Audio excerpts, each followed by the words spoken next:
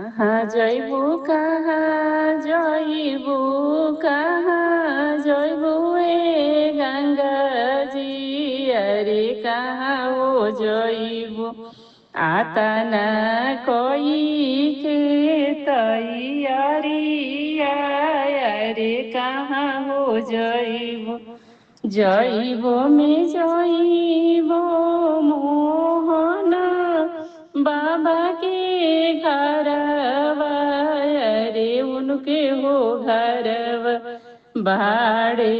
रुद्र बाबू जटैलवा अरे उनके हो घरवा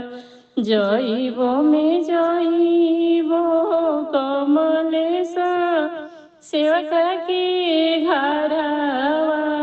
अरे उनके हो घरवा बाड़े जटाइल जोगिया अरे उनके हो घरवा जैबो में जैबो रामेश बाबू के घरवा अरे उनके हो घरवा बाड़े रुद्र बाबू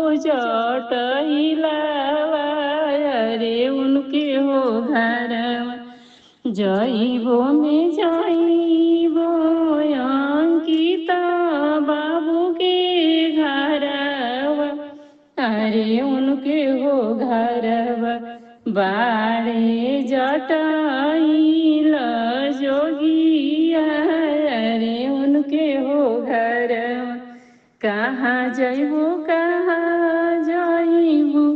कहाँ जैबू ए गंगा जी अरे कहाँ हो जैबू आता न कोई के सिंगारा